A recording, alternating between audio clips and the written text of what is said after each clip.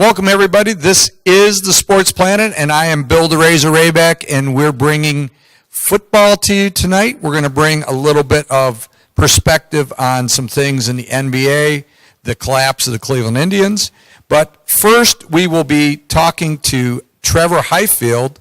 He is the head football coach at Lewisburg College, right here on WZAA 106.9 LP here in Jeffersonville, and on Campus Nation this week. We'll be doing a doubleheader, as Thursday night we traveled to Canton to do the Findlay Oilers visiting the Malone Pioneers in Canton at the beautiful Tom Benson Hall of Fame Stadium. And then Saturday we will be at Hocking College for their game against Lewisburg College out of Laurinburg, North Carolina. And we will have the head coach here from Lewisburg on momentarily. When we look forward to this, it's going to be an interesting matchup up in Canton. Malone snapped a 19-game losing streak with a win over Lake Erie College, 24-13 this past week. And then Findlay, who has been off and on over the last several years, has their best start since they won the national championship in 1997. They are 7-1, and they are 4-0 in the Great Midwest Conference, which is also the same conference that Malone's in. So we're looking forward to that matchup. We had a great time last time we were up in Canton when we saw the Ohio Dominican Panthers come in and play the Malone Pioneers. So we'll be back up there in Canton on Thursday night. Game time is 7 o'clock. We'll be on the air at 6:30 as we bring the pregame to you. On Saturday, it's a 1 o'clock kick at Hocking College, where they play at Nelsonville High School, and that pregame will start at 12:30. So a lot of football action. Of course, on Friday night, we've got a doubleheader, and the big game, without mention, is, of course, the Wilmington Hurricane against the Clinton Massey Falcons. And so we will be there to bring that one to you blow by blow. So it's going to be football wall to wall as we get towards the end of the season, and we roll to the end here on WZAA 106.9 LP in Jeffersonville, and of course Campus Nation nationwide. So we will be getting in contact with Trevor Highfield, the head football coach, and we'll have talk to Trevor a little bit about the program down there, as they will be traveling up here to play the Hocking Hawks, and hopefully we will be able to get a perspective. He's been there for 10 years, and he's built this program into where they're undefeated this year, and so we will be getting together with Trevor Highfield. This is Bill Rayback on the Sports Planet. How are you tonight? Doing great, Bill. How about yourself? I'm doing fine. It's a pleasure to speak to you. Thanks for coming on the Sports Planet. Of course, this weekend, WZAA 106.9 LP here in Jeffersonville, Ohio, and on Campus Nation nationwide, we will be broadcasting your game as you guys come up to play the Hawks up here in Ohio. And you guys have a great season going, Coach. Well, our coaches have done a tremendous job, and our student athletes are doing a tremendous job. We're very, very proud of them, and I really appreciate you giving me those great words. I really appreciate it. Coach, not being that familiar with the junior college circuit, for a game like this, for you guys traveling from, I believe, are you guys in Laurinburg, South or North Carolina? Lewisburg, North Carolina. Yes, sir. Okay, Lewisburg. When you guys travel, will you guys leave the day before? What's the itinerary as far as you guys coming up here to play Hocking? That's right. We'll have breakfast Friday morning, on campus, and then we will drive until we hit Charleston, West Virginia, and then we'll have a short practice there, and then we'll get back and we'll keep moving. We'll get up into Parkersburg, West Virginia. That's where we'll stay the night. Okay, very good. Coach, you guys are 7-0, correct, at this point of the season? Yes, sir. Yes, sir. Looking ahead here, this is your last game of the season with Hocking, and I was reading how you guys are bowl eligible in the junior college circuit. Why don't you speak to how that works and where you guys fit into this whole bowl series with the junior colleges? Sure, I appreciate that. There's a small group of junior college bowl games around the country, and if we're lucky enough, honored enough to be able to be invited to one of those, that'd be fantastic. There's the Graphic Edge Bowl, which we competed in 2012, which is in Iowa, and there's the Red Grange Bowl, which is located in Illinois. Okay. And there's a bowl in Mississippi, one in Kansas, one in Arizona. So there's not a lot of opportunities for junior college programs postseason. So we consider ourselves extremely lucky if we are able to continue our season and able to get some extra practices in. You know, the real big plus for us as a program is we're very freshman heavy. Provide an opportunity for our freshmen to have 14, 15 extra practices. Sure. Provide an opportunity for our sophomores to have extra practices, and then be able to be in the limelight a little bit and allow Division I, Division II football coaches to come and evaluate our practices during the month of November. And when this game take place, like on Thanksgiving weekend or the beginning of December? Right now is focusing on Hocking, and they've got a great offense, great defense, great coaching staff. So we're focused on that. All of our energy on Hocking College right now. Okay. As far as Hocking's concerned, do you guys exchange films in junior college, or do you see things on the internet, or how does that process go between the two teams?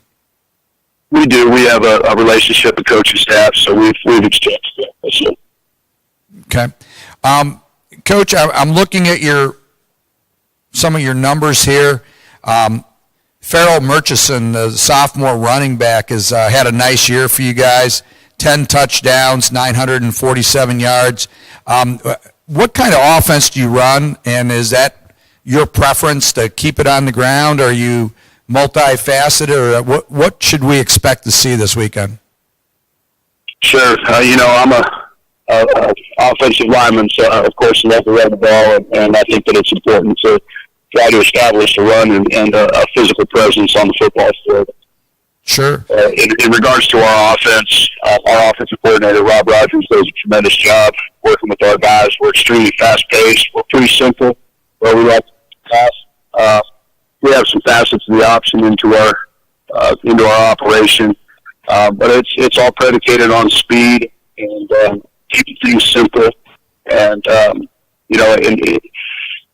I think we've done a good job as a staff of looking at our weapons and then tailoring our offense to use those weapons to the best of their abilities. And that's really what we look to get done. We've got a great offensive line, but they're extremely young. Mm-hmm. We have a center who's a returner and a team captain who's doing a great job of leading those young guys, but then across the board, the rest of them are freshmen. So we're a pretty freshman-heavy team. And I know our offensive coaching staff does a tremendous job reviewing film and seeing where we can utilize our talent the best. Sure.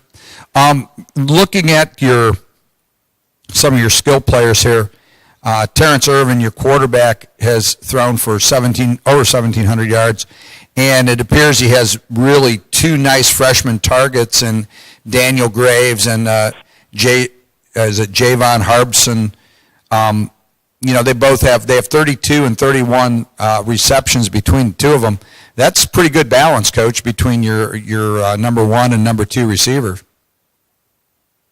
He's got a lot of talent on the perimeters, and you might be looking at 2016 snaps there instead of 2017. Our quarterback this year is Caleb Lloyd. He's doing a tremendous job, and he's not only is he a runner, he can throw really well. Daniel Graves is having a huge year for us. Okay, so Daniel Graves. So these guys, I pulled this up. I apologize for that. I thought no problem at all. No problem. we're up to date, but I guess not. As far as looking at the defensive side of the ball, what would we expect to see from you guys on defense? Well, our defensive coordinator, Chris Tolbert, has been with us since we started here. My job as the head coach, and it's been a huge impact in the program as a recruiting coordinator, but now also defensive coordinator. And I believe I looked at the stats today. We're the number 3 offense and defense in the nation. He's doing a great job. He keeps it simple. Keeps things in front of us, and really does a tremendous job of teaching the fundamentals of the game to our guys and working to make sure that they're fully prepared to move on to the 4-year institution after they leave Lewisburg College. So we're multiple on the defensive side, but I can tell you this, that, again, Chris Tolbert, he does a tremendous job with our young people. Okay, and so you guys will be getting after it there. Coach, I was looking a little bit at your history here, and you played at the University of Washington, and I would take it from the dates I'm looking at that you probably played for Don James there in Washington. Yes, sir, that's correct. Tremendous man, a fantastic leader. We lost a great one a few years ago, and he's been a mentor of mine.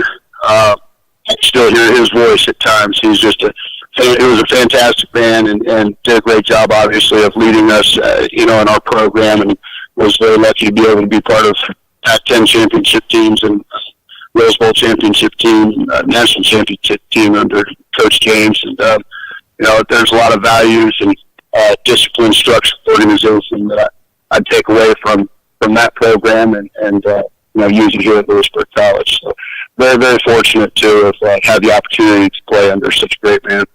Yeah, I mean, myself, I went to Kent State for a few years, but I was right after Don James was there. So, he did some things at Kent State that haven't been done in a long time. And, of course, he took that to Washington, and the Huskies had great success with him out there. And so I'm sure it was an honor to play for such a great coach. No question at all. We still talk about it as former student athletes, talk about Coach James and the lessons that he taught us that we can utilize in life, not just in football. The same type of philosophy that I try to instill in our players here at Lewisburg. Well, and what a great model for you to use to show to your guys. And as you are a member of a national championship team, it brings a lot of validity when you're talking to your kids, because they can look at your background and say, wow, Coach has been there. And, that's where we want to be with our program. Yeah, I think so, and I hope so. I think that our guys, sometimes look at me as the old ball coach too. So, we got to be able to keep them going, and I don't know if the internet works for that far back or not. So, I'm just happy to be able to be here. That's for sure. Sure. Coach, I was looking at your schedule, and I wanted to talk to you a little bit about that. I noticed that you played Southern Sports Academy. I'm assuming this is a correct schedule in the beginning of September. Yes, sir, correct. And then I also saw that you played recently Palmetto Prep. Now, are those are there preparatory schools like the ones up in the Northeast, or what are those exactly? Are they junior colleges? Are they prep schools? Looking at the schools on your schedule. Sure. Yeah, we have a lot of great opportunities here at Lewisburg College. One of the challenges that we have is that there are no real close opponents. Our closest NJCAA opponent would be over 7 hours away. Sure. Hockey would be right up there. Those so-called close NJCAA games. So what we have to do is fill our schedule with NJCAA teams and prep schools. We played NAIA varsity team this year, and last year and we've also played some Division III JV teams. So we've had to be a little bit those schools that that you've mentioned. are more like a junior college really than anything else. There are no junior college football programs in the state of South Carolina, and so those two programs kind of fill that void.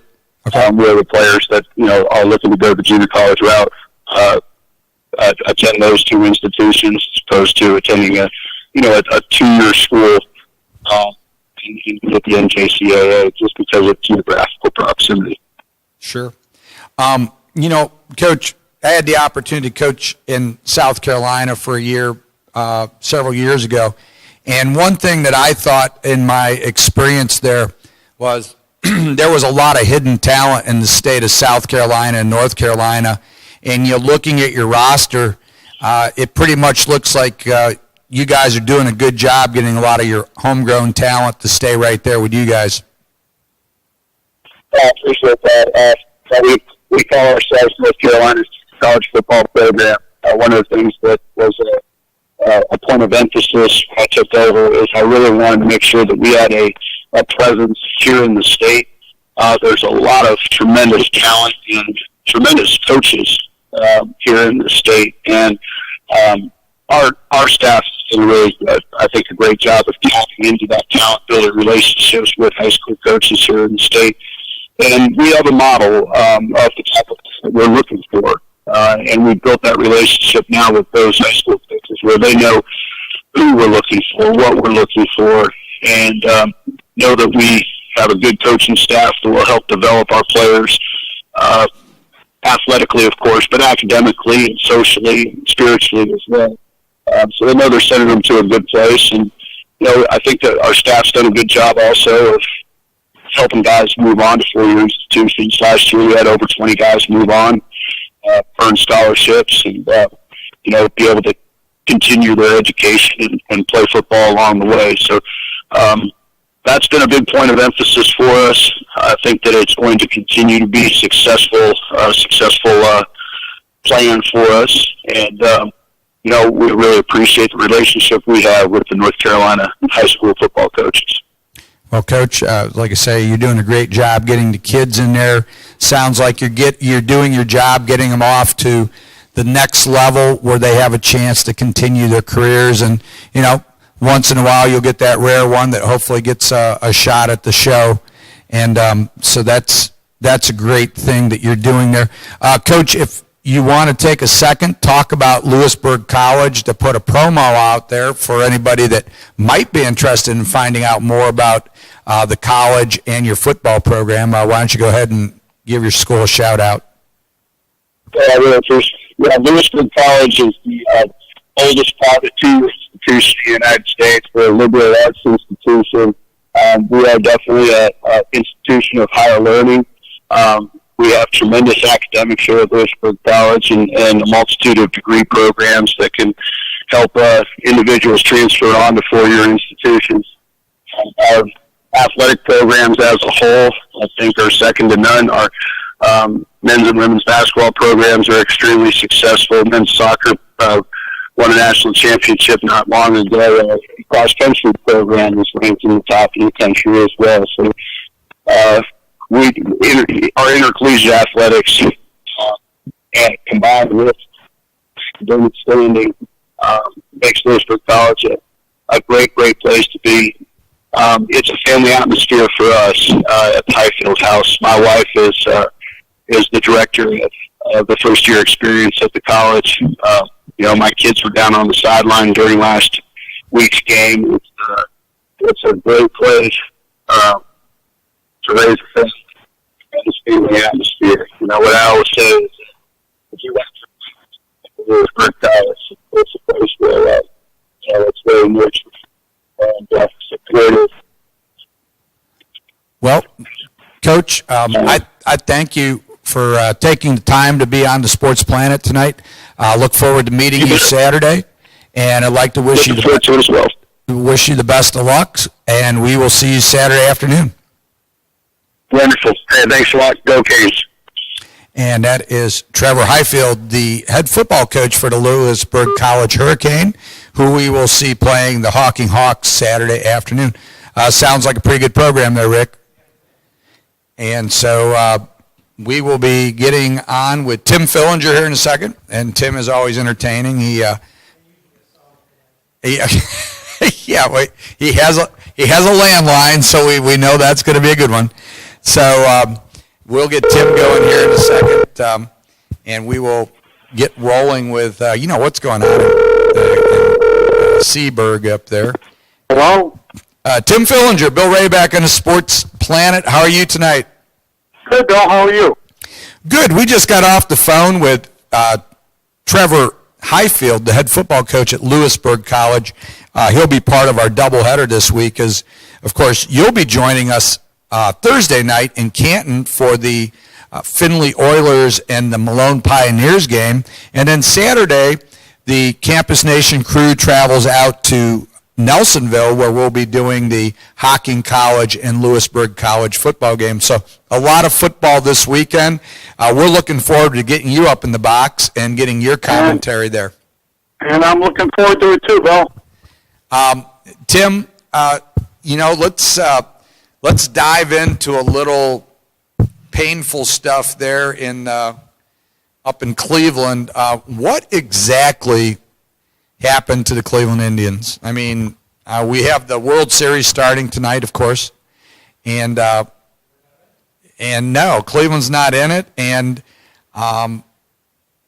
what's your analysis of the collapse of the Indians after they're up 2-0? A couple of things, Bill. First of all, while I was sitting and enjoying that American League record 22-game winning streak that the Tribe had in August and September, I was also somewhat fearful at the time that perhaps the team was peaking too soon. Yep. I think that is part of the explanation. But I also think that although I ordinarily totally support Terry Francona as the manager, I think he made a couple of critical mistakes in the series with the Yankees. And how's that? What would you put your finger on? Well, for one thing, I think he essentially went with a 7-man batting order throughout the series. And what I mean by that is he had 2 dead spots at the bottom of his order in Roberto Perez and Giovanni Urshela. Okay? Now, maybe you can afford 1 spot in your order, but not 2. Right. And although Yan Gomes hasn't burned up the league, he's still a much better hitter and more of a threat at the plate than Roberto Perez is, and he does every bit as good a job defensively. Right. So where do the Indians go from here? They come off a 7-game World Series loss. They set the record for most consecutive wins in a season this year, win 102 games, kind of have a thud at the end. Is Dolan going to keep the Indians together? Is he willing to maybe go out and make that push to put the Indians in a position where that window of opportunity won't be open forever to get the Indians to a World Series victory? Well, I'm hopeful that will happen. But one thing that was very little known, very underpublicized, is one key factor in the Indian ability to sign Edwin Encarnacion last offseason was the Indians took on a new minority stockholder who had quite a cash infusion, which helped them to sign Edwin Encarnacion. So I'm hopeful that this man's pockets are still fairly deep and they can dig down and pick up a couple more pieces that they need to get them over the top next year. Because I think you're right, the window of opportunity could be closing quickly. Right. A couple of points. For one, the Minnesota Twins are up and coming. Right. And I think barring any unforeseen collapse on their part, they're going to be some very serious challengers next year for the division. Right. Where do you see the Indians going? I mean, is it their offense stunk out loud after the first two games? They're going to have to make some changes. Do they keep Jay Bruce, Carnacion? I mean, do they? What are they going to do with him? What do you see the Indians doing here in the off season? Well, here's a couple of things. First of all, I'd like to see them keep Jay Bruce and have him for a full season. He's still relatively, I believe, 33. Right. I think a full season in this lineup would benefit not only him but the Indians as well. I think it was a very positive influence, not only in the clubhouse but on the field. Also, Michael Brantley just recently had ankle surgery. And there's a club option coming up for the 2018 season. I believe it's $11 million.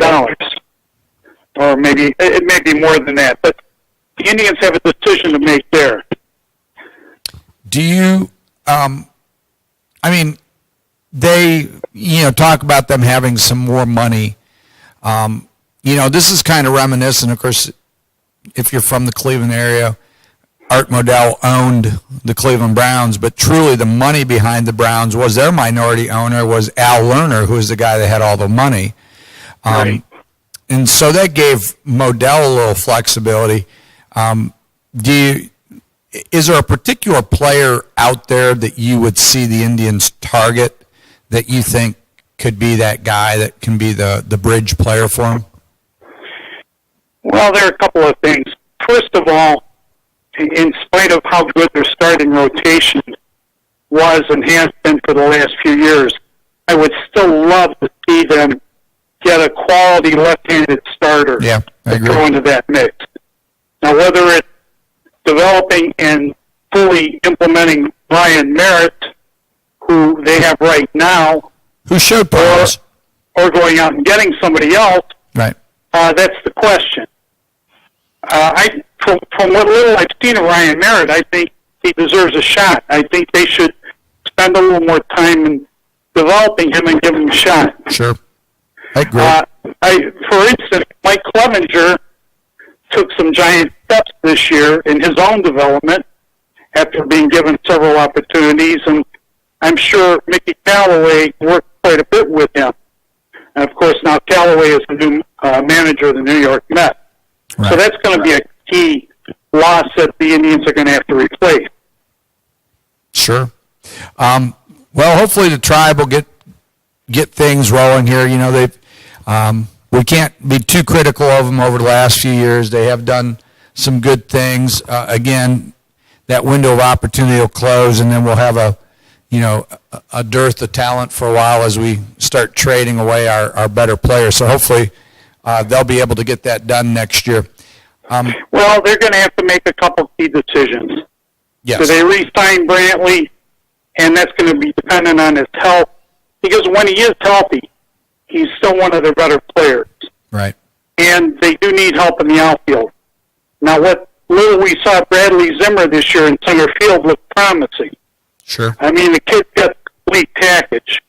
He's big, he's got some power, he's got a little speed, and he knows how to play center field. But they need to work on him and polish up his hitting a little bit, too.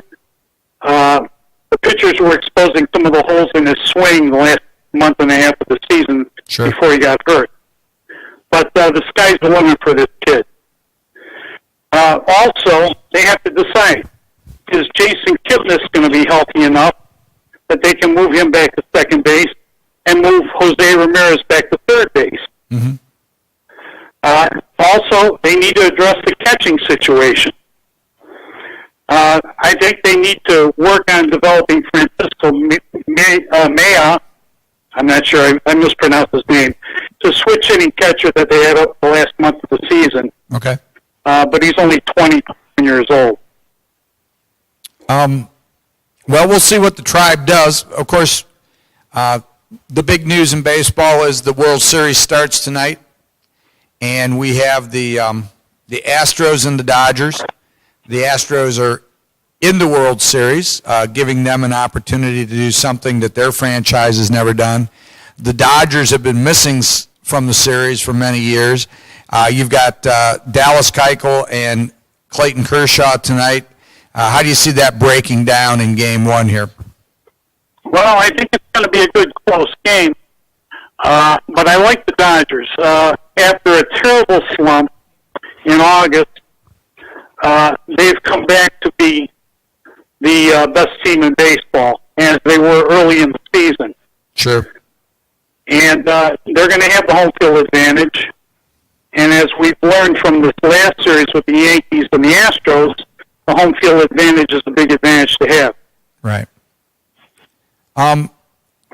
You talk about the Yankees. I think that teams will have to take notice of the Yankees going into next year. The fact that they beat the Indians, they took the Astros to the deciding game. I think that the Yankees are going to be a force to be reckoned with, and it seems like the Bronx Bombers may be on the verge of coming back. I agree with that. They're scary good in how young they are and how talented they are. But what they're going to have to do in the off season is they're going to have to address their starting rotation. Right. I think if they get another quality starter or two in there, and with the further development of the baby Bombers, they're definitely going to be a force to be reckoned with. Sure. Shifting gears a little bit, taking a look at one of the other Cleveland teams. The Cavaliers are 2-1. Dropped an interesting game to Orlando the other day. How are things meshing for the Cavs with the mini all-star team that they've been able to assemble? I know there's been some controversy with Dwayne Wade and trying to find where he really fits in. What's your perspective on that right now? Well, a couple of things. First of all, they're not meshing yet. It's early. The one thing that appalled me the other night is I think that they basically phoned one in at home against Orlando after having a terrific win on the road against a good young Milwaukee club. Right. I mean, I saw no excuse for that performance the other night, or I should say lack of performance at home. The home fans should have demanded a refund for that one. Do you think that looking at the Cavs, and we've seen this with the Spurs, we've seen it with some older teams. LeBron's not young. Dwayne Wade is not young. Derrick Rose is fragile. Do you see the Cavaliers not really focusing on the necessity to win the East and just play a lot of people, give their older players enough playing time to have them ready for when the spring rolls around so they can make a run at the Warriors? Well, that's a possibility. But again, you hit on a couple of key points. Wade is, I believe, 35. Right. And now the latest within the last day or two is that he's going to come off the bench, and J.R. Smith is going to be back in the starting lineup. That's worrisome in itself, but it is. But and here's another thing you kind of alluded to, and you and I have both talked about this before. I don't know that the Cavs have the right guy in the head coaching spot to handle this situation. Yeah, I agree. I think that's been a weakness since LeBron forced David Blatt out. And, would Blatt have been able to take them to a world championship? I think in the NBA he would have been able to do that. He tried to exert some control, and, of course, with the egotistical players in the NBA, that's a difficult thing for a head coach to do unless your name is Phil Jackson or Greg Popovich or Pat Riley. Not a lot of guys have that pizzazz and equal footing with the NBA players anymore. That's true. Unfortunately, along with the NFL, it seems like the inmates are in charge of the asylum now. Right. Well, speaking of the NFL, which we've not spoke of here recently, the NFL's in a free fall. I was looking at some pictures today of the stadiums, how empty they are. I was talking with a gentleman up in Cleveland just yesterday. He told me that he could get me 4 tickets for a Browns game for $50. And if you'd have pressed hard enough, you probably would have gotten parking and concessions thrown in on that deal too. Very true. And the Browns, of course, at this point, are a dumpster fire. I had hopes that Hugh Jackson would be the guy, and I'm not. And I've said this from time to time through the last 17 years of the Browns, is that knee-jerk reactions with coaches, with the exception of Romeo Crennel, who's the guy they should have got rid of after 2 years. Right. They've continued to not give guys a chance, but I just don't see Hugh Jackson dodging the bullet in Cleveland. If the Browns go 0-16 or 1-15 again, I think he's through. I agree. I see that too. And you know, at this point, Bill, I'm not sure if he's really capable of turning this around. But you know, to lighten things up a little bit for a moment, I'm willing to get on board and see the light with this politically correct thing. Yeah. And I think in light of that, I'm going to petition the NFL to give the Browns, anytime they lose a game by 9 points or less, Yes. give them what they call brownie points for participation. And along with that, an extra pick in the first round. They could have all 20, or they could have all 32 picks, Tim, and I don't know that would do any good. They'd all get hurt. Well, they would have to flip a coin with the 49ers. But, yeah, you're right. I think between the two teams, they might be able to field a semi-pro team. They might be able to play for the college national championship, although Alabama would be probably favored. Oh, yes, most definitely. And by at least 2 touchdowns, I think. Yeah, at least. Yeah, I just don't know where the NFL is going with this whole thing. I just, you know, on the Razor's Edge the other night, we talked about this a little bit from a political standpoint. This has not moved the meter in a positive direction for the cause that the players are supposedly standing or they're not standing, they're kneeling for. It's doing nothing but ruining their meal ticket. They are hurting themselves. And they don't seem to be bright enough to even realize that. And for that matter, the owners who are signing the paychecks, they need to grow a spine and realize and stop the bleeding here. And there's got to be some grown-ups in charge here. I mean, because right now they're slowly, painfully committing suicide as a league. Yeah. But they're in serious denial. Yeah. I think going into the new, when they negotiate the new contract, I could see a work stoppage for quite a long time, especially if the players continue this behavior, drive the fans away, and then they're going to come to the table and demand a higher percentage of the money. I don't see it working, because now, where the players were the catalyst that brought the people to the games, they're the ones that are driving the people away from the games. Exactly. And the owners who have the biggest investment in this are refusing to act and protect their investment. It makes no sense at all.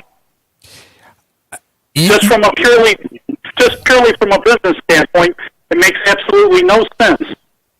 Well, I would like to be at the spring meetings this year with Roger Goodell, because I have a feeling that that's going to be a very tense and uneasy meeting this year between the owners and Mr. Goodell, because you and I have talked about this clown for a while.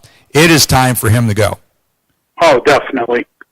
Definitely. I mean, he's doing a terrible job representing the league. And quite frankly, you got to put a lot of the responsibility on the owners, too. They're the ones that hired him. and they're the ones that are sticking with him and basically hiding behind his skirt. Yeah, it just does not make a lot of sense when we look at it, what's going on, and why the owners. And I give Jerry. I have never been a big Jerry Jones fan, but Jerry Jones is starting to create that divide. He's more or less taking a stand, and it's only going to take a matter of time between a guy like Robert Kraft and some of the other guys out there that I can see this happening, which, as I say, when it comes up to labor negotiations, the players are going to have to take a big step back because they're going to lose all their TV money. You're right, and that's their lifeblood right there. And I agree with you. I've never been a big Jerry Jones fan, but to this point in time, he seems to be the only owner that has any semblance of a spine and any semblance of any sense of reality of what's going on. I just don't know. I don't have an answer for it. The NFL is going to have to recreate itself. They're going to have to do this. This is what when we talk about things like Common Core in education, and when we see with everything being the same, which is always, currently in our society, everybody wants to be equal, everybody wants to get a trophy. Right. That's not what made the NFL great. No, exactly. The Dallas Cowboys and the Pittsburgh Steelers of the 60s made the NFL great. The Pittsburgh Steelers and the Oakland Raiders and the Miami Dolphins exactly of the 70s made the league great. The 49ers of the 80s made the league great. The Cowboys of the 90s made the league great. And when you don't get that type, you've got to have something to shoot for. And don't get me wrong, New England definitely is there, but New England's the best of a group of mediocre teams right now. You're right. It's not the same atmosphere. It's not the same killer instinct. I think that went out the window after the Patriots comeback in the Super Bowl last year. Oh yeah.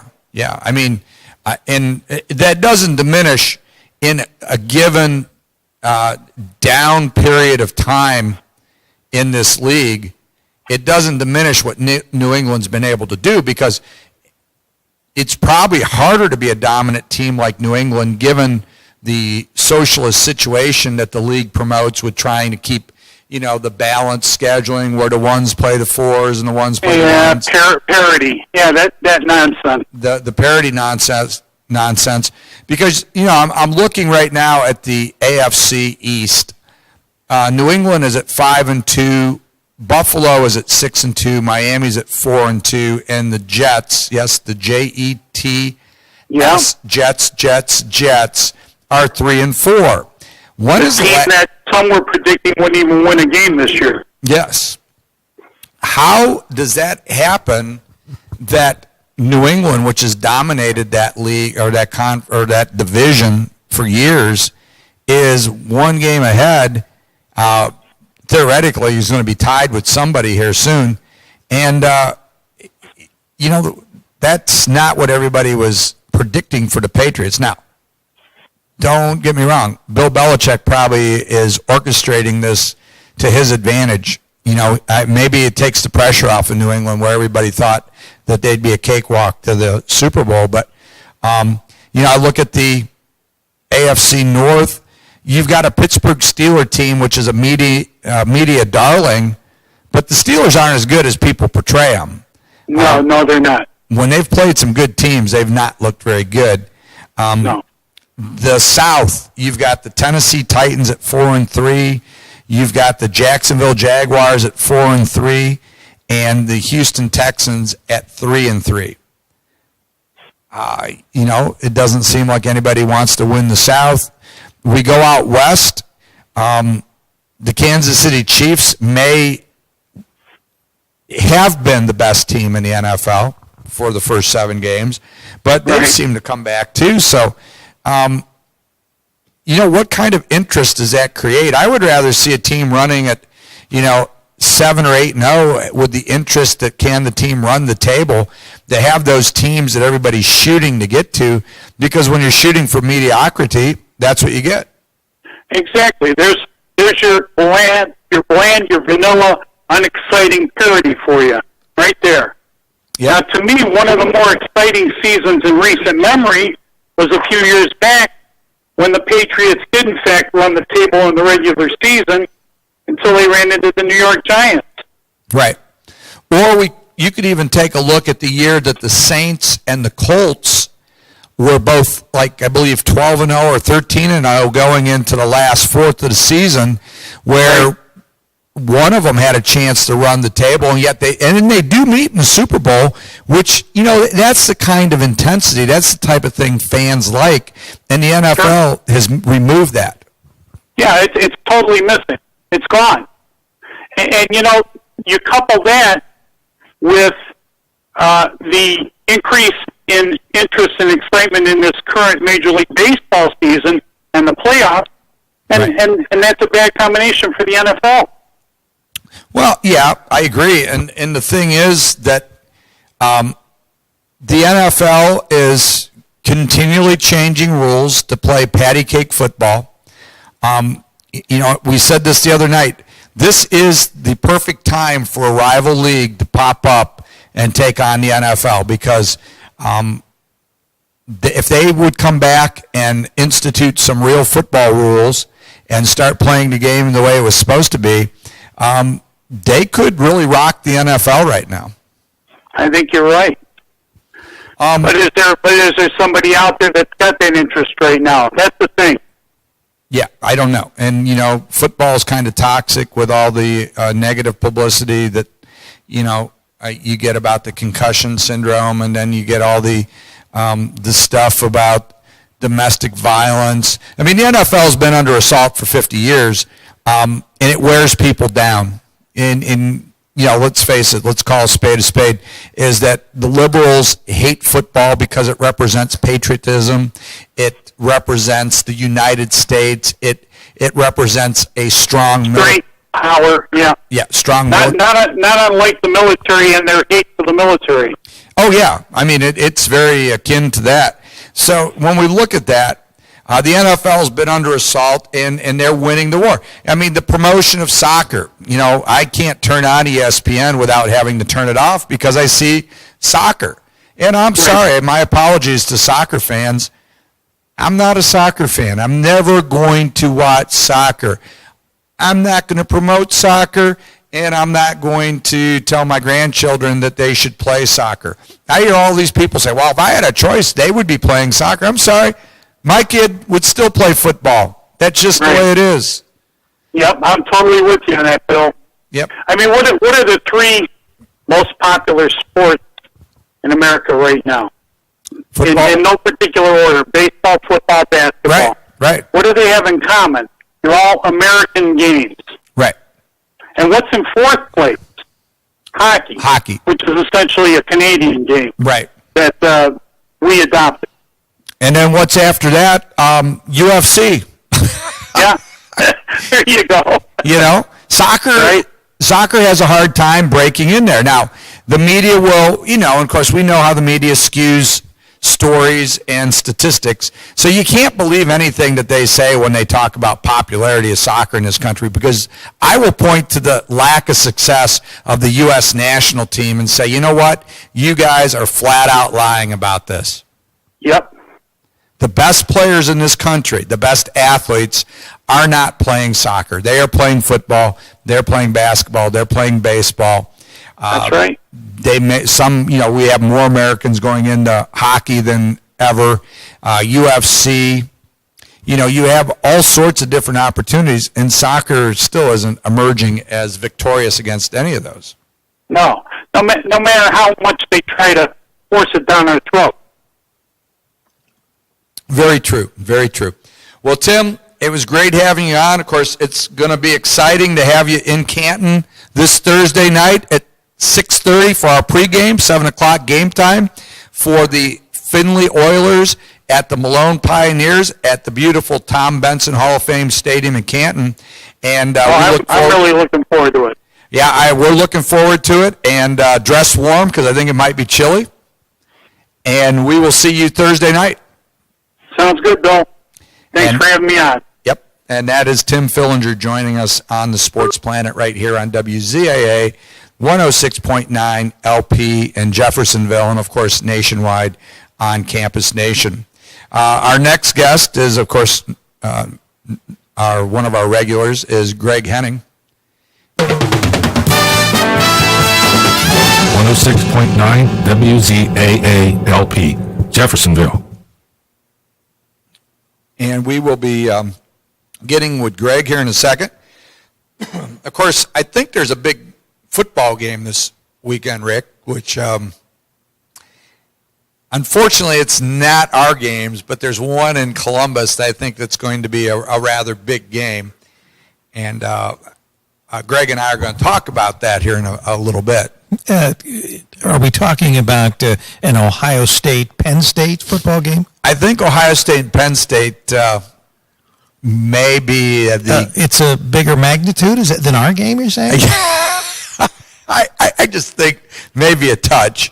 But, the Buckeyes are coming in there, and I think for Ohio State, it's good that they're coming in under the radar and that they're going to, Penn State has to travel to Columbus.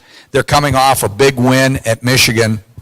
And I think it's going to be difficult for them to come in there and do that. Well, all indications are that the Buckeyes probably have the upper hand here because they're at home and because, like you said, Penn State had to get up for that big win with Michigan. And so they may be a little down or they may, have been a little deflated, so to speak. Yeah. Time will tell, I guess. And, of course, the Buckeyes lost on that blocked field goal last year against Penn State. Yeah, which is probably still fresh in their mind as far as... Yeah, Urban had an interesting article and talked about how that can be a motivating thing, but he says sometimes a coach can push that type of thing too much and really make their team too nervous about the game too. So, that is a valid point. But we'll get Greg on here and we'll get his opinion. There are some good games in college football coming up here. Of course, Notre Dame was able to win. They have a shot at going 11-1. I don't see that happening, by the way. But could they get knocked out of the playoffs? It's possible. They do play a pretty good schedule. And we've got Greg Henning here on the Sports Planet. Greg, how are you doing? I'm doing really well right now. How are you? Well, we're doing well. We just had Tim Fillinger on. Of course, Tim will be joining us in Canton this Thursday night for the Findlay Oilers and the Malone Pioneers right at beautiful Tom Benson Hall of Fame Stadium. And, Greg, you will be there with us. I am very excited for that. I can't wait. The facilities, from what I saw before, it was finished. Looked phenomenal. I saw the pictures that Rick was taking the last time you were there. I can't wait. The Malone Pioneers snapped a 19-game losing streak. They had not won since their opener in 2016. They beat Lake Erie College 24-13 last Saturday. They are 1-6. And on the other side of it, you have the Findlay Oilers, who are 7-1, 4-0 in the conference, and that is their best start since they won the national title in 1997. Yeah, you would think by looking at it, Finley would be a clear favorite, but once you finally get to a victory like Malone did, you're feeling pretty good about yourself, and feel a little confident, and who knows what's going to happen. Yeah, I mean, we had an opportunity earlier in the year to watch Malone play Ohio Dominican, and when we were up there for that game, they had senior quarterback John Iacusi had started, and we noticed 2 weeks ago that Zane Bunnell, a freshman quarterback, had come in and taken over for the Pioneers. So we're going to see a different quarterback, Greg. He played last week. He led them to a victory, and they're hoping maybe they can catch lightning in the bottle and be able to get a victory against Findlay. Yeah, it comes to a point in the season where if you're struggling, you lost 19 straight games, and you have a freshman quarterback who's going to be there for another 3 years after this season, you really don't have much to do. Especially if he's close in ability to the senior. You put that young kid in and get a little confidence. Hopefully make the freshman mistakes this year, so that way they can build on some of that confidence that he gets going this season. Yeah. So we move forward here in the college football season, away from our game. There's another pretty big game here in the Midwest, Saturday afternoon, which will probably be pretty close to over by the time we get, no, actually we'll be coming on the air about the same time as the Buckeyes. Ohio State and Penn State. How do you analyze that game? When I look at the game, I've looked at Ohio State, and I think that the Buckeyes are finally starting to grasp what Kevin Wilson wants them to do. I've seen improvement in J.T. Barrett, and I've been one of J.T. Barrett's, as you have, harshest critics. I see the Buckeyes getting better. I see glimpses of 2014, and I see receivers making plays downfield. What say you about that? Yeah, and I hate to say anything bad about J.T. Barrett because I do like the guy. I think he's a good guy. His teammates like playing for him. I think he's going to be a really good coach someday, but I don't see much in the future at the next level. But I think you're right. I think this Kevin Wilson offense finally starting to gain steam. They obviously struggled at the beginning of the season. And it's tough when you've only got one full week of experience and you go up against an Oklahoma team who is clearly one of the top teams in the country. So they're finally getting rolling. And, critics will say, well, yeah, but it's against Rutgers and Maryland and stuff like that, which is true. But they went out and just completely dominated those games, and that's what you want to see. So, the Ohio State offense is finally getting rolling, and they really do have their hands full because this Penn State team is no joke. And this Penn State team is a legitimate national championship caliber team. Yeah, and, of course, Saquon Barkley has given Ohio State trouble in the past. Probably what's lost the games for Penn State in the past has been quarterback play. Trace McSorley is a better quarterback than the guys that the Buckeyes have faced in, say, the last 10 years against Penn State. So I would say that Ohio State has to be worried about that. And the one thing that one of the pundits had talked about was that Ohio State has struggled not with the quarterback that gets outside of the pocket. They're very good with that. It's the guy that they can give protection to if he has time to sit in the pocket can give the Buckeyes some problems.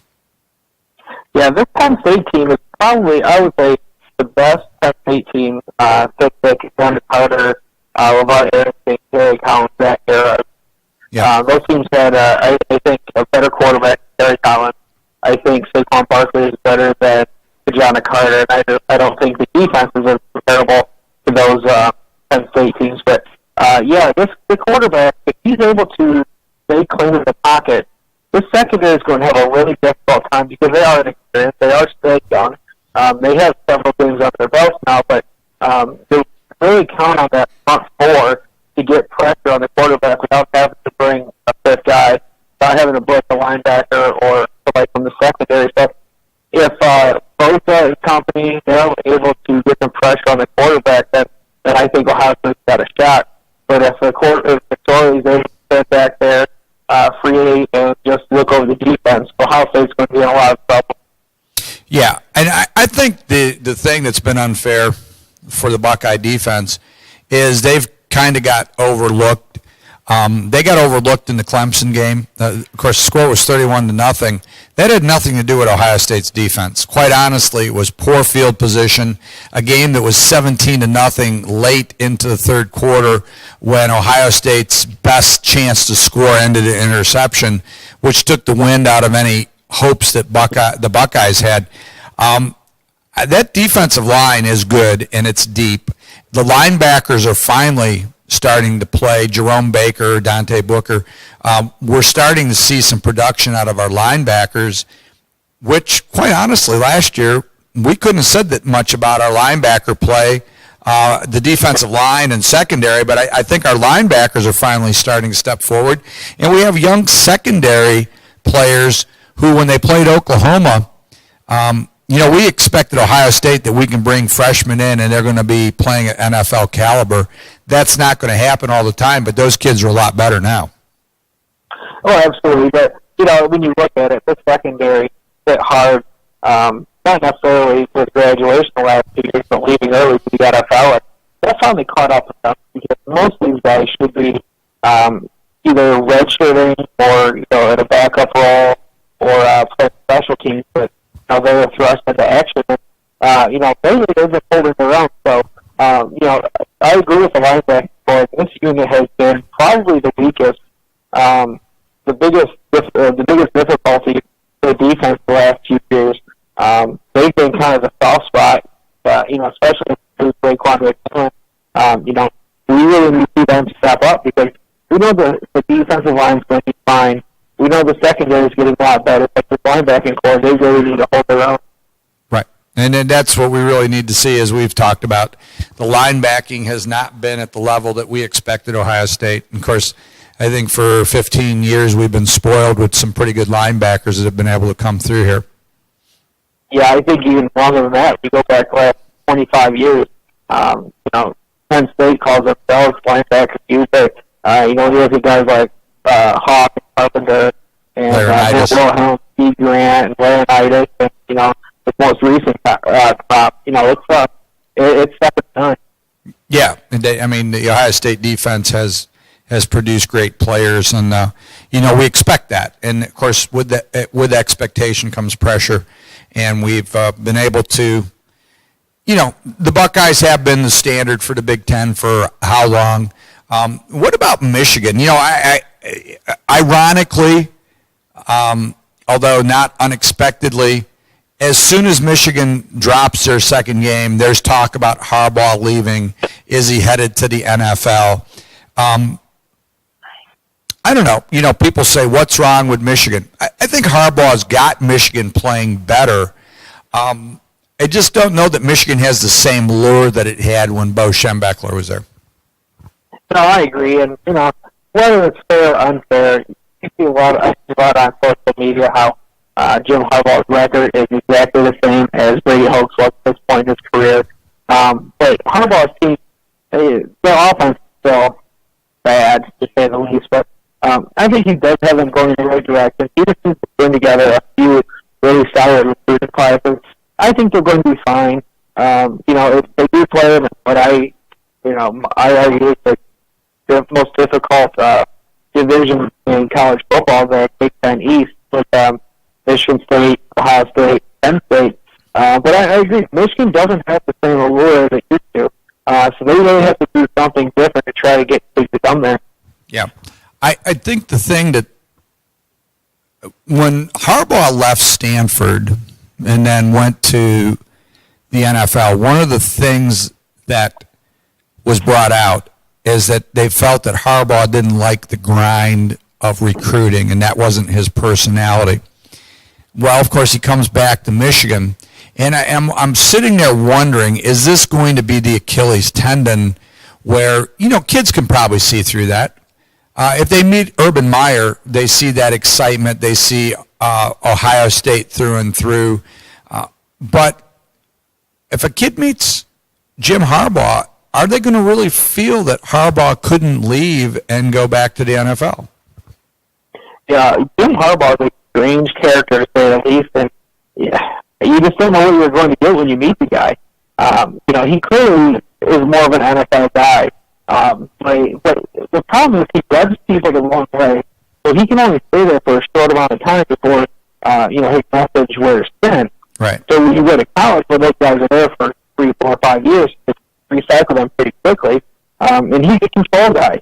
In the NFL, you have very little control as a head coach, and that's your Bill Belichick, obviously. Right. But, when you go to college, you're the CEO, you're the president, you're everything for that program. So everything has to run through you. So, it's a fine line he has to walk because he doesn't, really like the recruiting as much as guys like Urban Meyer do, but he wants that control. So he has to really find that middle ground. Yeah, I mean, it's interesting. Of course, Michigan is probably not in danger of dropping one this week as Rutgers visits Ann Arbor. So I'm not too concerned that Michigan won't bounce back. But that being said, you never know. Yeah, Rutgers is on a 2-game Big Ten winning streak, which I believe is the first time in their program history. Obviously, they've only been the Big Ten for a couple of years, but Right. this is the best Rutgers team that we've seen. And, a lot of that goes to Chris Ash, which we do. He'd be able to do good things, but, that Rutgers program was pretty bad the last few years. Yeah, I agree. It's not been the program that you would hang your hat on as a poster child for the league. So I'm looking at the schedule here, and there's some interesting games. Let's take the first one here, Oklahoma State at West Virginia. Oklahoma State's number 11. They just escaped Texas. They lose that game, they're out of the conversation.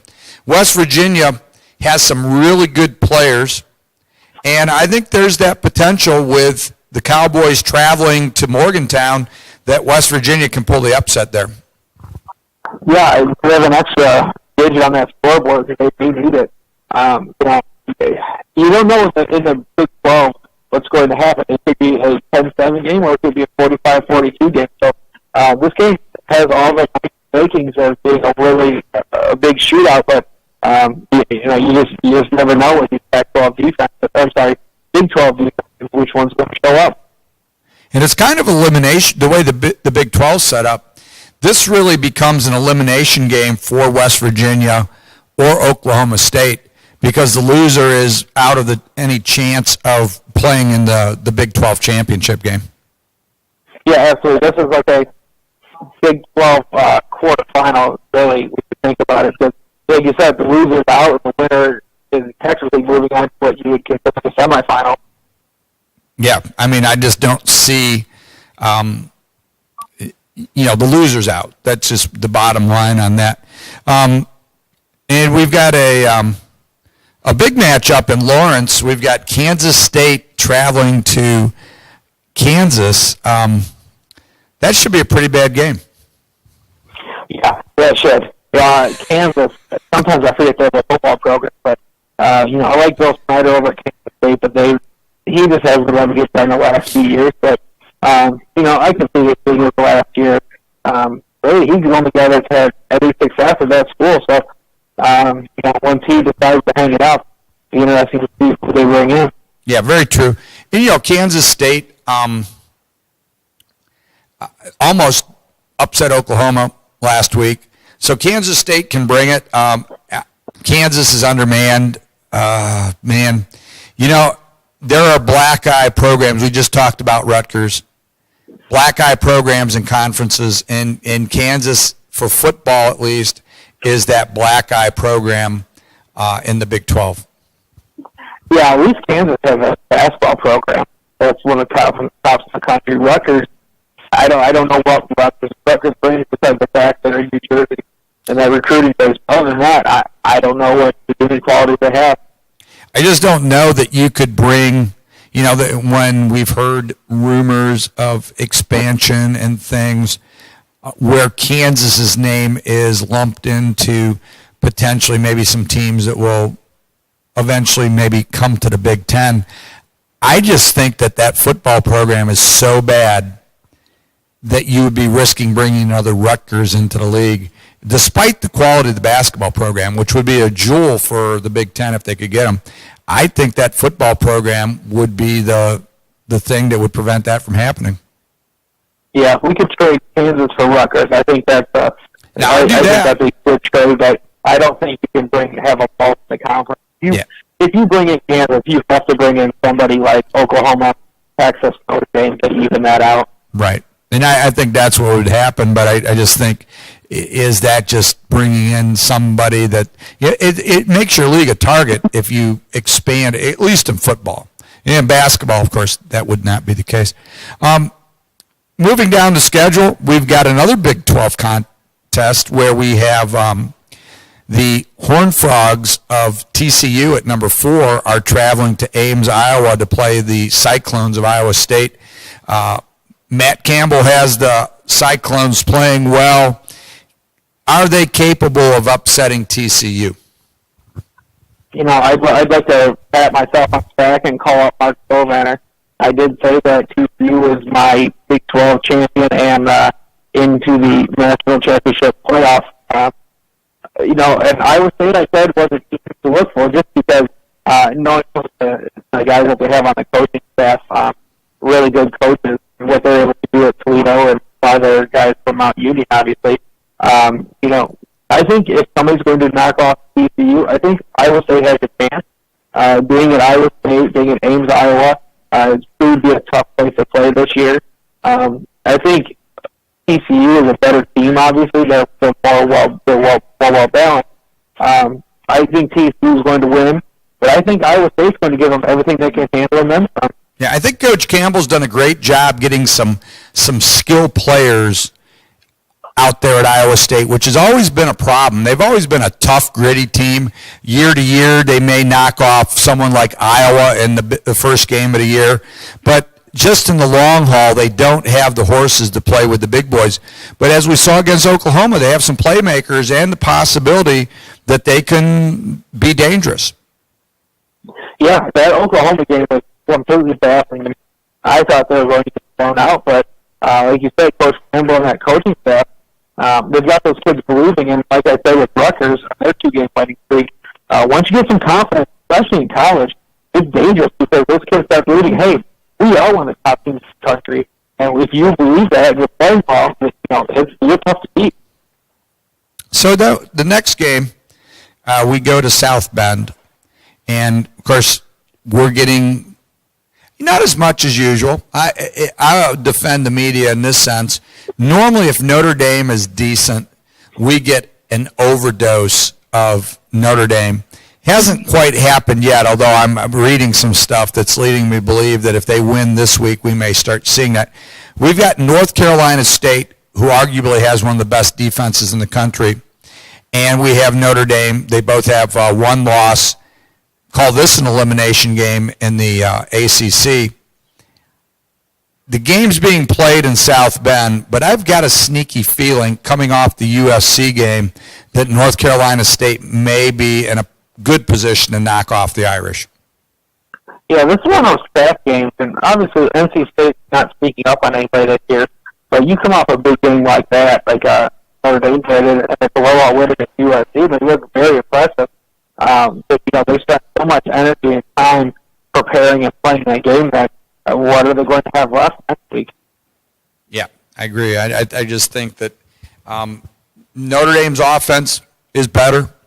Their defense is immensely better. North Carolina State's defense gets a lot of credit, but their offense is not bad. And so I look forward to a pretty good game. I would expect it to maybe come down to a field goal, and don't be surprised if the Wolfpack walk out of South Bend with a victory. Yeah, I don't think the point differential is going to be more than 6-7 points in this game. I think either team can come out with a victory, but, you know, with my affinity for Notre Dame, I'm cheering for the Wolfpack this weekend. Right. So as we move down, another Big Ten game that has a little interest to it, maybe more at the beginning of the year when we thought that Northwestern was going to be relevant. But the Spartans of Michigan State travel to Evanston, Illinois to play the Wildcats of Northwestern. Michigan State's ranked 16th. They're not a very good offensive team. They do fundamental things well, but they're not explosive. Northwestern has played better recently. And Michigan State has Penn State coming up. They have Ohio State coming up. They have some big games they may be looking forward to. Could this be a trap game for the Spartans? Yeah, it could be. And I think having Michigan State win is obviously better for Ohio State. But, you know, with what Northwestern was able to do to Saquon Barkley, they really shut him down for pretty much the entire game. So Penn State, obviously Penn State won by several touchdowns, but you know, Northwestern kind of gave a little bit of a blueprint to how to beat Penn State. If Coach Fitzgerald was able to against those kids against Michigan State. There's no reason that Michigan State, that Northwestern can't win that game. Yeah, I think the Wildcats are playing better. I think it's a little bit too little too late because obviously Wisconsin is running away with the West, and I don't see that anybody catching them at this point, but you never know. Yeah, hopefully Northwestern wins. I won't fight Coach K still, but if they don't, then obviously that's good for Ohio. Michigan State could jump into the top 10 before they play in a couple weeks. We don't often get too excited about the American Universities Conference or whatever that is that they call that league, the AAU or AAC.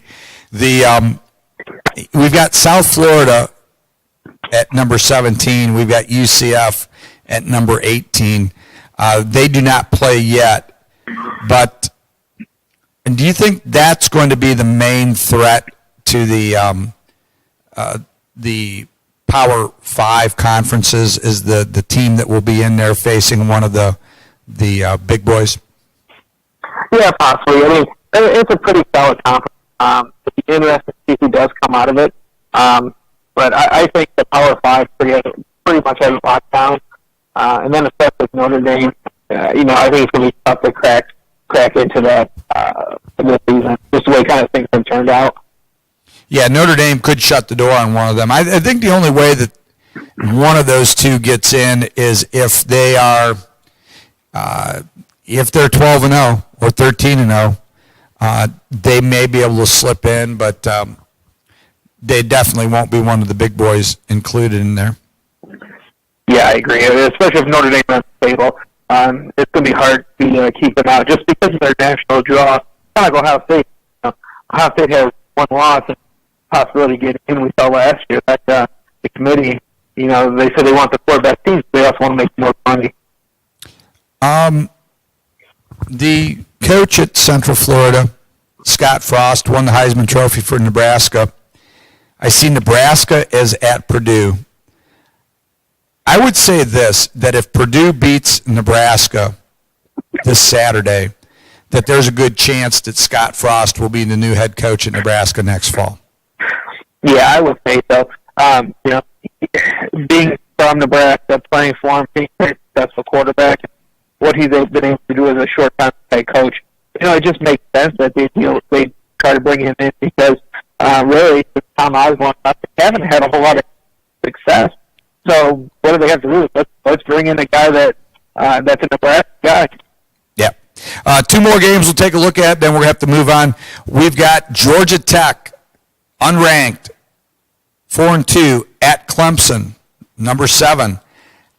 I think Georgia Tech can give Clemson fits and possibly upset the Tigers. Yeah, Georgia Tech is just really good.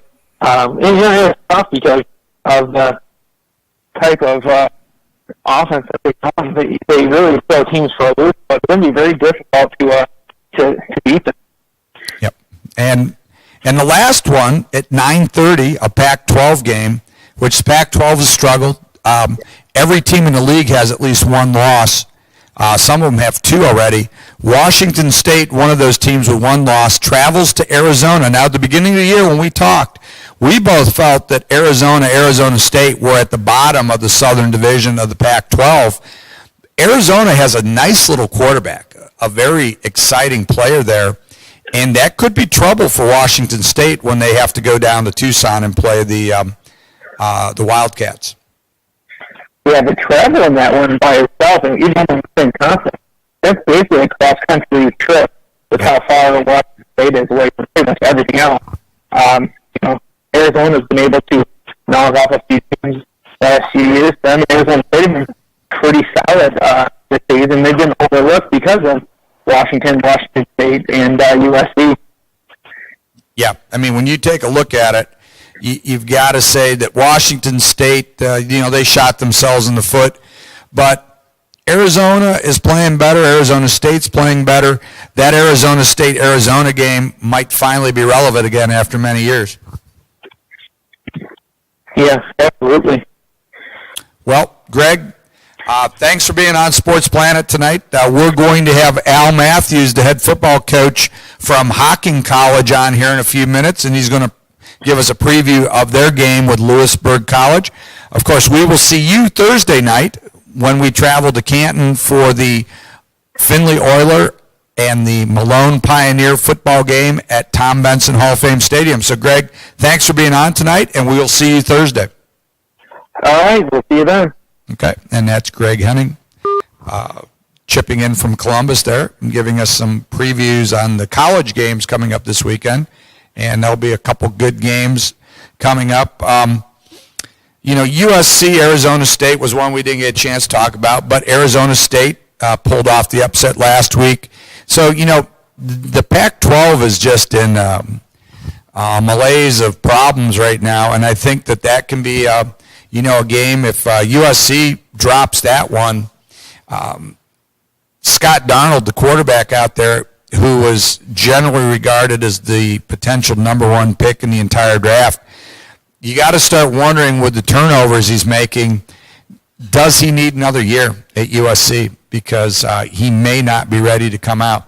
Of course, money talks, and we will see what happens with that if Darnold is talked into that. But at this point, it would seem that Darnold would be better served unless he just catches on fire here the second half of the season.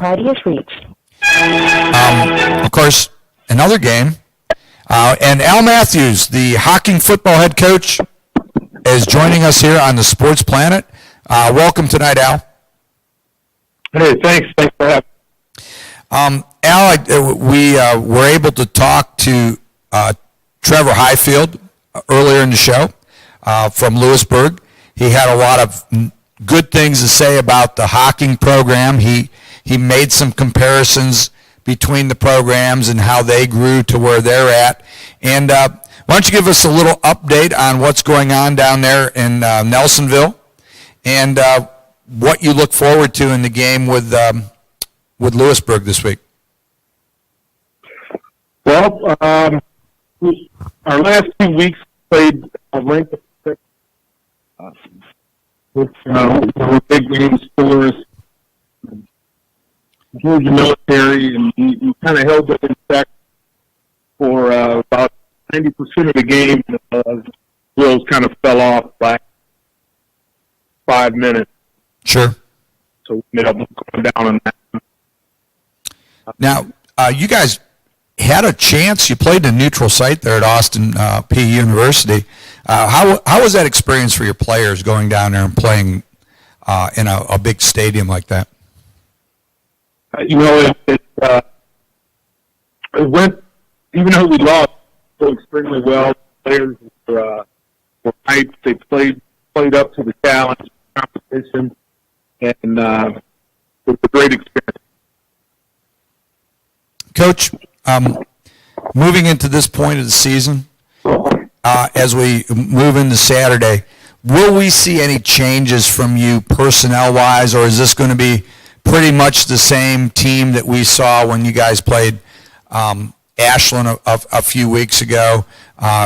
Anybody that's really stepped up in the last few weeks that's caught your eye, or anybody that you'd like to recognize that we should be looking for on Saturday? Yeah, we've been even though we've had a couple losses, a couple guys are really standing out. Both our linebackers, Tyreek Thompson, and Vanden Saka, and it's really shocked. The whole team is a young man named Alan Willis, and he plays at Rover. Okay. And right now he's a hammer. Very good. When Mikhail Clark has, when we saw him, he had 6 touchdowns. How has Mikhail progressed during the course of the season? And, of course, he's got a couple great targets with Kevin Greenhow and Preston Smith out there. Mikhail's been pretty dinged up. He took some nice shots that kind of slowed him down. But he's so far, he's doing well recovering so far. and we're still expecting big things from. I know when we talked last time about Lewisburg, you had mentioned that was a pretty hotly contested game last year, almost to the point where the kids are looking forward to it as a rivalry game. Why don't you talk about that situation a little bit? Sure. The biggest thing I can tell you is we had 29 penalties in the game, and 28 were on. So I've made it just, it's a personal thing. Right. And last year's players did the same thing. Are you, health-wise, you talked about McHale being banged up a little bit. How are you health-wise at this point of the year? We have a lot of bumps, bruises. Our tight end is a little sore right now. Carter Mango, but we'll be ready to go on. Okay. Or on the Saturday. And on the recruiting trail, and we didn't have much of a chance to talk about this last time. Would you like to throw out an invitation to players and parents that might be listening to this broadcast about the opportunities that Hocking College presents to young men in Southwest Ohio here? Because, time and time again, some of my associates are coming across players who are, for whatever reason, probably aren't going to pursue playing at the next level, maybe because of grades or other situations. Where can they go to get a hold of you and maybe set up a visit and come down and see the Hawks play in one of your last two home games? Sure. Our recruiting has been going well, but I tell you what, it could always be better. This week we have a recruiting day. We invite everybody to come. They'll meet the president, Dr. Young, and myself and a few other coaches. And there'll be tours of the campus. They'll have people talk to them about all the different programs that college offers. And there'll be tailgating as well. And we'll literally bus everybody to Boston Field at Nelsonville High School where we play our home game. Okay. Well, Coach, I thank you for joining us tonight, and we'll be there Saturday to see the Hawks take on the Hurricanes. We're looking forward to it, expect an exciting football game, and we will see you Saturday at 12:30 as our pregame starts, and of course kickoff is at 1, and we'll be looking for a Hawks victory. I appreciate it. Thanks for giving us the opportunity and go off. Okay. And that is Al Matthews, the head football coach at Hocking College. And so, moving forward, we will be, of course, Thursday night, we will be in Canton as we broadcast the Findlay Oilers at the Malone Pioneers. And that game will be at Tom Benson Stadium at the Pro Football Hall of Fame.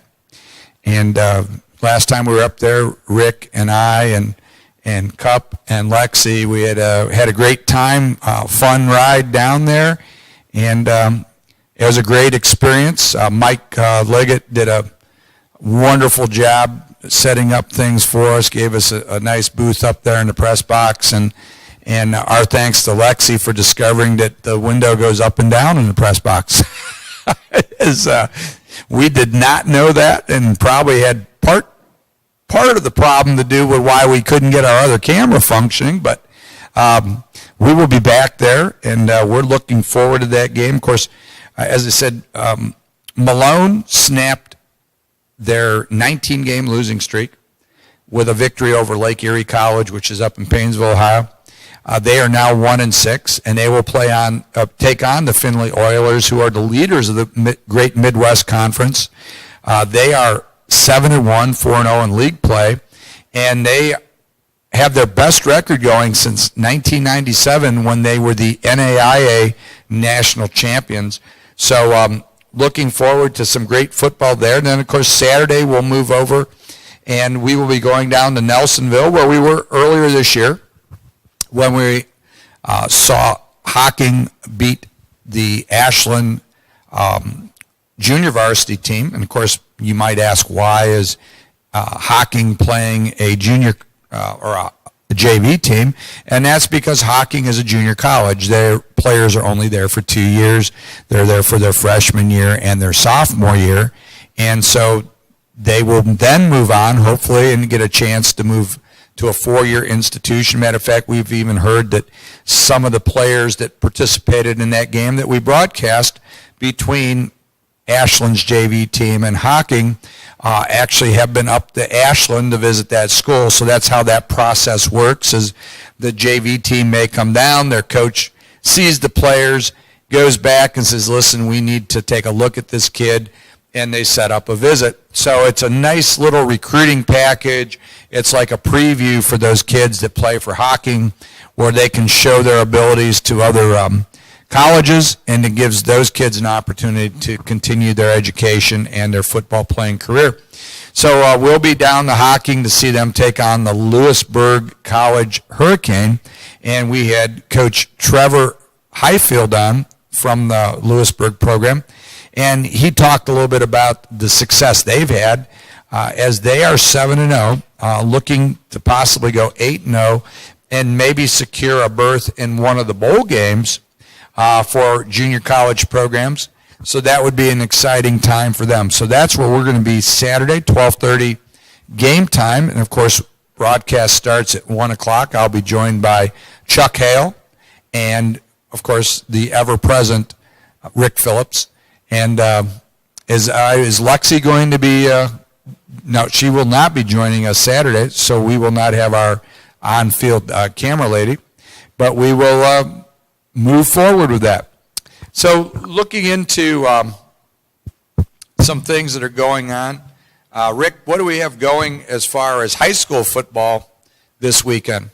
As I know, we've got the big game, which will definitely influence. I think Massey's in the playoffs, as I'm pretty sure. Massey's already definite. They have clinched because of their position. I think they're number 5. So Massey will be in the playoffs regardless. Wilmington would have to beat Massey, as I understand it, to be in the playoffs, to make them eligible. And, of course, that still might have something to do with whatever the other teams that are ahead of them do. But I think that would clinch it because of the beating Massey. And, of course, we've got the 2 big games between the Blue Lions of Washington Courthouse and also the Miami Trace Panthers, our home team. Right. That's another big game. And then I was scheduled to go to Troy to hook up with AJ on the Piqua-Troy game up there, another big rivalry game. I don't think I'm going to be able to make it because of some of the other stuff that's going on here, and our schedule, is just so busy. So more than likely, what we will probably see is I'll probably end up over at the Miami Trace game, and you'll be, of course, at Wilmington. Right. And I don't know much about the new Frontier League, but it would be my belief that Chillicothe and Jackson probably is a pretty big game in this league too. And it is a big game. It's obviously for the marbles in the FAC. Right. And, of course, I think that most people are saying that they believe that probably Chillicothe is the favorite in that matchup and the favorite to win the league. But from what I understand, Jackson has pretty formidable talent as well. Right. We've seen Chillicothe twice. We saw Chillicothe play Miami Trace and dominated them, and then we just saw them this past week against the Blue Lions. And the Blue Lions, they've looked a lot better than the time we'd seen them before, at least the time I had seen them before. And so they had picked up their game, but of course Chillicothe still handled them and ended up winning that game. When we look at the Division IV standings in some of the other divisions, we see Steubenville is sitting at 9-0. Of course, a couple years ago, Massey traveled to Steubenville, which is never a fun place to play. And so there is a chance that we could see a Steubenville-Massey game somewhere down the playoffs. That would have to be a semifinal or final game. In that mix right there, you've got Perry from the Cleveland area. They have clinched. We have Poland Seminary, which is from the Youngstown area. They have clinched a playoff spot. Cortland Lakeview has clinched a playoff spot. Girard is sitting at 9-0 in the 5th position. Joe Idle says they control their own destiny. Struthers is 7-2. Again, they control their own destiny. At number 7, Canton South sits at 6-3. They are in a waiting game. They do not control their own destiny.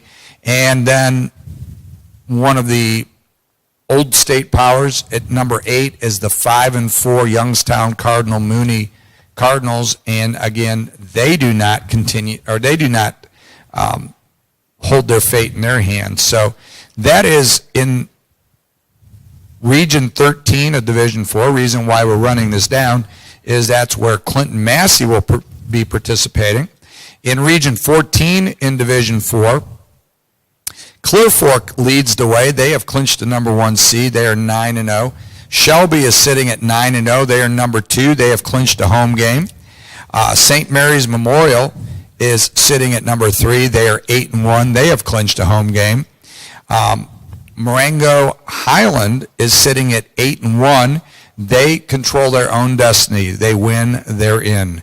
At 7-2 is Pepper Pike Orange from the Cleveland area. They're sitting at number 5. They win and they are in. They control their own destiny. Number 6 is 7-2 Wauseon. They do not control their own destiny. At number 7, Lorraine Clearview, again, another team that does not control their own destiny. And at number 8 is Oberlin Firelands, who is at, they do not control their own destiny. But interestingly, the number 9 team, which is Bellevue, who is 6-3, does control their own destiny. And I believe if they win, they can get into this Division 4 playoff. So that is Region 14 and Division 4. Let's take a look at Division 4, Region 15, and that is more a Columbus area situation there. And we have at 9-0, Newark Licking Valley has clinched a home game. They are sitting at number 1. Number 2, 7-2, St. Clairsville has clinched a playoff spot. Number 3, 7-2, Bloom Carroll in the playoffs. That doesn't happen a lot. They have clinched a playoff spot. At number 4, 9-0, Indian Valley has clinched a playoff spot. At number 5, 7-2, John Glenn has clinched a playoff spot. At number 6, 7-2, Meadowbrook out of Byesville. They do not control their own destiny. So whether they win or not, they need some help. At number 7, 8-1, Claymont controls their own destiny. A win in Claymont is in. And at number 8, Philo does not control their own destiny. They are at 6-3. And a familiar team in the Division 4 Region 15 is Amanda Clear Creek, where Ron Hinton was the former coach there. Ron is, of course, at Chillicothe right now. So that is Division 4 Region 15. Let's take a look at the last region in Division 4, and that is where Clinton Massey is sitting. In first place is number 1, 9-0 Valley View, which beat Wilmington earlier in the year. They have clinched the number 1 overall seed in that region. Number 2 is 7-2 Cincinnati Taft. They have clinched a playoff spot. Number 3 is 9-0 Cincinnati Wyoming. They have clinched a playoff spot. Number 4, 7-2 Plain City Jonathan Alder has clinched a playoff spot. Number 5, 8-1 Clinton Massey has clinched a playoff spot. Number 6, Cincinnati Indian Hill, 8-1, has clinched a playoff spot. Number 7, 8-1 London. London in the playoffs has clinched a playoff spot. And so that nobody below that, we have Waverly, Franklin, Springfield, Shawnee, and Dayton Oakwood, as well as Cincinnati Aiken, all have a chance to fill the only position open in Region 16. So it should be an exciting Friday night of football. Let's jump up to Division I, which is always of interest.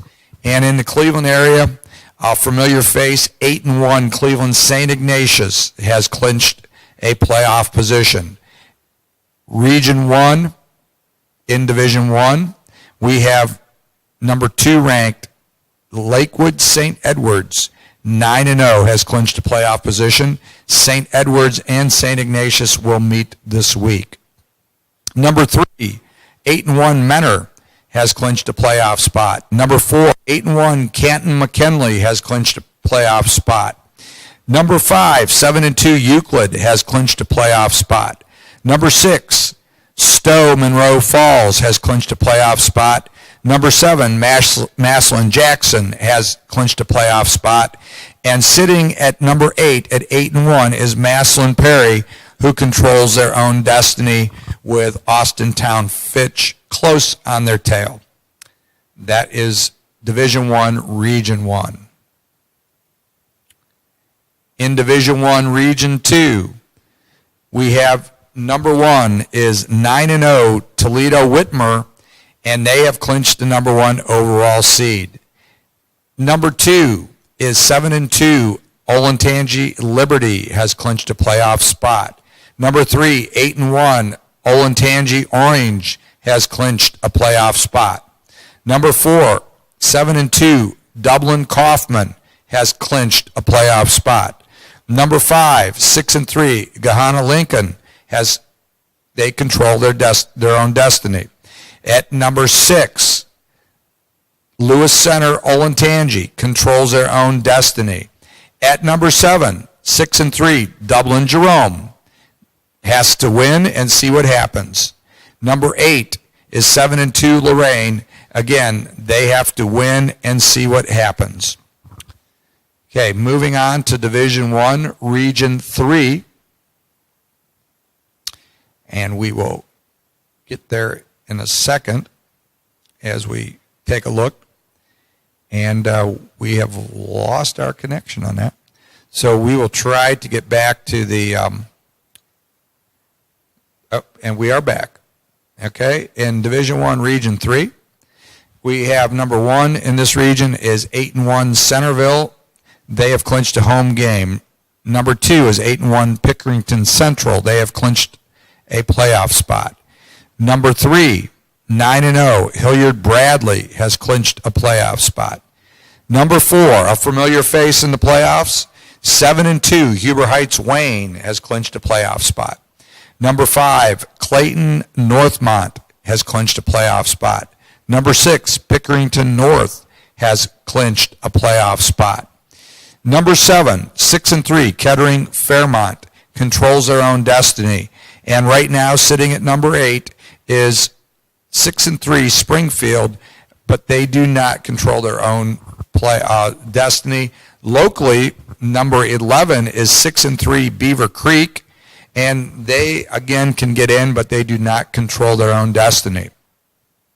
So in Division I, Region 4, which is where most of the Cincinnati teams are, sitting at the top of the heap is 8-1 Cincinnati Xavier. The defending state champs have clinched the number 1 seed. At number 2 is 7-2 Cincinnati Coleraine. They have clinched a home game. At number 3 is 8-1 Milford. Milford has clinched a playoff spot. Number 4, 7-2 Sycamore they control their own destiny. Number 5 is 7-2 Mason. They control their own destiny. Number 6, 6-3 Cincinnati Elder controls their own destiny. Number 7, a 4-5 Cincinnati Moeller Squad controls their own destiny. And number 8, a 5-4 Fairfield team, needs to see what happens. They do not control their own destiny. Number 9 is Cincinnati West Claremont, sitting at 6-3. They control their own destiny. So it's going to be a wild finish here, it appears, in Division I, Region 4. So that is a little preview on what we've got coming up this Friday night. Of course, we will be doing the Wilmington-Clinton Massey game. And for Rick Phillips, I'm Bill Rayback. You have been listening to the Sports Planet. Good night, everyone.